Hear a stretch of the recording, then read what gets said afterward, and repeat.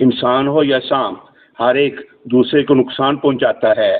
اگر انسان سانپ کو دیکھتا ہے تو اس کو ضرور مار ڈالنے کی کوشش کرتا ہے، اور اگر سانپ موقع پاتا ہے تو اس کو کاٹے اور ڈسے بغیر نہیں رہتا۔ سوچنے کی بات تو یہ ہے کہ انسان اور سانپ کے درمیان دشمنی کی وجہ کیا ہے؟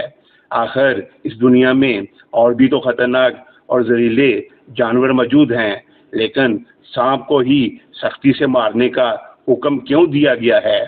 دوستو، انسان اور سانپ کے درمیان دشمنی اور لڑائی ایک فطرتی چیز ہے۔ اس لڑائی اور دشمنی سے مراد دراصل وہ دعوت ہے جو اولاد آدم علیہ السلام کی تخلیق سے بھی پہلے حضرت آدم علیہ السلام اور سانپ کے درمیان قائم ہوئی تھی۔ جیسا کہ ایک روایت میں بیان کیا جاتا ہے کہ جب ابلیس نے حضرت آدم علیہ السلام کو بہکانے کے لیے جنت میں داخل ہونا چاہا تو جنت کے دروغہ نے اس کو روک دیا۔ چنانچہ یہ سانپ ہی تھا جو ابلیس کے کام آیا۔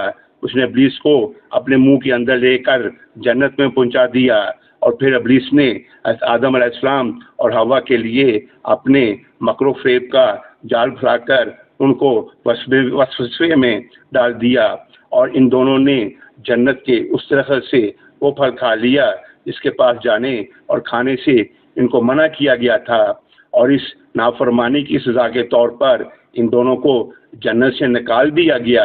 بیان کیا جاتا ہے کہ پہلے سانپ کی شکل و صورت بہت اچھی اور خوشنما تھی، مگر اس کے اس سخت جرم کے عذاب میں کہ وہ ابلیس کا اعلیٰ کار بنا، اس کی صورت بدصورت کر دی گئی، کیونکہ اللہ تعالیٰ کی نافرمانی کی وجہ سے سانپ اسی کے مستحق تھے۔